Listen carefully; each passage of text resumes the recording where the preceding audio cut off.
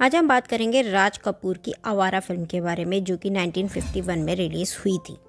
सब जानते हैं कि आवारा की कहानी उस दौर में नई और समाज को मैसेज देने वाली एक ज़बरदस्त कहानी थी। मगर आवारा की कहानी के पीछे भी एक कहानी है। दरअसल महबूब खान अंदाज फिल्म के दौरान राज कपूर से बहुत खुश थे। जब अंदाज ख़त्म हुई तो ख्वाजा अहमद अब्बास ने महमूद साहब से कहा कि मैंने राज कपूर और उनके पिता पृथ्वीराज कपूर को ध्यान में रखकर एक कहानी लिखी है। महबूब खान ने कहा, सुनाओ। अब्बास साहब ने सुनाई और महबूब खान को पसंद आ गई। उन्होंने स्क्रीन प्ले और डायलॉग पर काम करना शुरू कर दिया। तकरीबन 1 साल तक उन्होंने स्क्रिप्ट पर मेहनत की और फिर पृथ्वीराज कपूर और राज कपूर को साइन कर लिया। लेकिन कुछ दिनों बाद वो किसी बात पर राज कपूर से नाराज़ हो गए और उन्होंने फैसला किया कि अब वो अपनी इस फिल्म में राज कपूर को नहीं लेंगे। जाहिर है, जब बेटा फिल्म में नहीं रहा तो पिता भी कैसे काम कर सकता है। इसलिए उस फिल्म में पृथ्वीराज कपूर भी नहीं रहे। राज कपूर महबूब खान को अपना गुरु मानते थे, उनके फ़ैन थे और आवारा का नरेशन सुन चुके थे।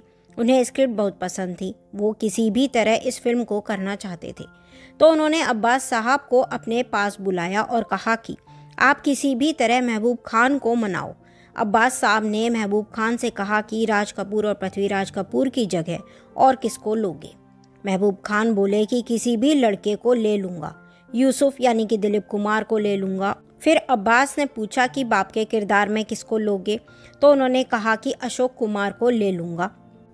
इस पर अब्बास ने कहा कि फिर तो यह फिल्म नहीं चलेगी। इस कहानी की खूबसूरती यही है कि ये सचमुच के बाप बेटे के साथ बने, जिसको जनता जानती हो कि ये दोनों जो फिल्म में बाप बेटे हैं असल ज़िंदगी में भी बाप बेटे हैं। तभी इस फिल्म को एंजॉय करेगी पब्लिक, तभी ये हिट होगी, वरना नहीं चलेगी। यही सोचकर तो मैंने राज कपूर और पृथ्वीराज कपूर के लिए ये कहानी लिखी थी।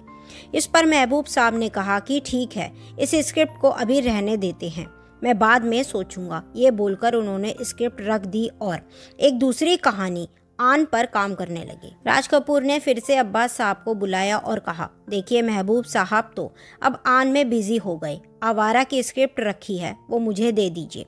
अब्बास साहब ने कहा कि वो 1 साल मेरे साथ बैठे थे, मेरे स्क्रीन प्ले और डायलॉग पर उन्होंने मेहनत की है, उनसे पूछे बगैर मैं आपको नहीं दे सकता इसकी स्क्रिप्ट। इस पर राज कपूर बोले कि अगर उनको ये पता लगा कि मुझे चाहिए तो वो कभी नहीं देंगे, क्योंकि मुझसे नाराज़ चल रहे हैं।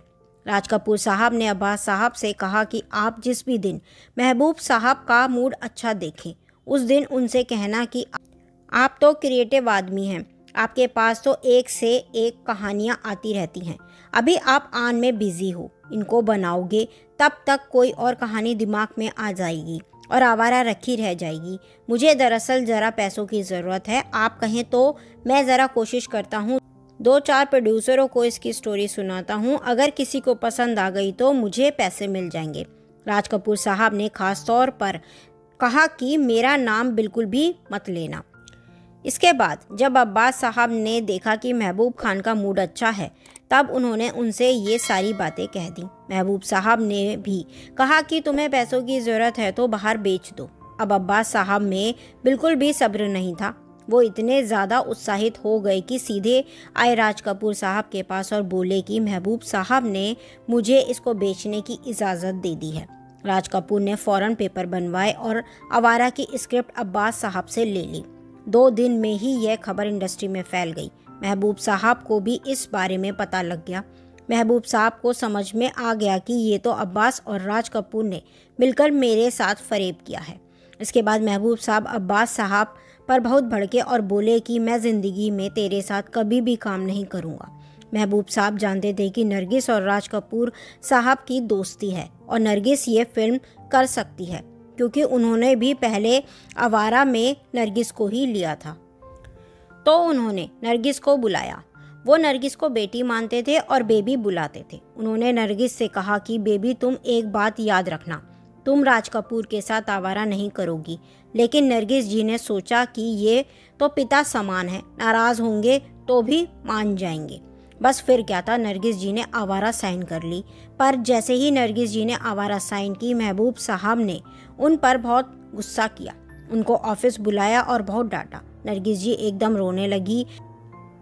महबूब साहब बोले कि अब मैं तुम्हें आन में भी नहीं लूँगा। मैं कसम खाता हूँ कि किसी भी नई लड़की को ले लूँगा, पर तुम्हारे साथ काम नहीं करूँगा। नरगिस जी वहाँ से रोती हुई चली गई। राज कपूर ने आवारा शुरू कर दी। उन्होंने बहुत धैर्य के साथ बहुत अच्छे से फिल्म बनाई। जहाँ स्टूडियो की ज़मीन ली, वहाँ पर उन्होंने ड्रीम सीक्वेंस का आलीशान सेट लगाया। खुद कृष्णा जी ने ये बात बताई थी कि राज साहब उन्हें सेट पर लेकर गई। सेट दिखाया तो कृष्णा ने कहा कि सेट बना रहे हो, स्टूडियो बना रहे हो, घर कब बनाओगे? तो राज साहब ने कहा, स्टूडियो से घर बनते हैं, घर से स्टूडियो नहीं बनते। मैं वादा करता हूँ कि एक दिन तुम्हें बहुत बड़ा घर बनाकर दूंगा। उन्होंने यह वादा पूरा किया और कृष्णा जी के लिए 3 एकड़ में शानदार बंगला बनवाया। राज साहब ने आवारा बहुत दिल से बनाई थी। उनके जुनून पर आले मोहम्मद सुरूर का एक शेर याद आ रहा है, साहिल के सुकून से किसे इनकार है, लेकिन तूफान से लड़ने में मज़ा और ही कुछ है। महबूब साहब भी ज़िद्दी आदमी थे। उन्होंने नरगिस से कहा था कि वे किसी नई लड़की को ले लेंगे, पर नरगिस के साथ काम नहीं करेंगे। इसलिए उन्होंने आन में नरगिस की जगह नादरा को लिया। आन भी एक ब्लॉकबस्टर फिल्म बनकर आप हमें कमेंट कर बताएं ज़रूर कि आवारा 1951 बनने से पहले जो कहानी घटित हुई थी महबूब खान, राज कपूर, नरगिस और अब्बास खान के साथ, वो आपको कैसी लगी और क्या आप इसके बारे में जानते थे? कमेंट कर हमसे शेयर जरूर करें यदि आपको आवारा से रिलेटेड कोई और जानकारी पता है तो। Thanks for watching. हमारे चैनल को लाइक कीजिए, शेयर कीजिए, सब्सक्राइब कीजिए।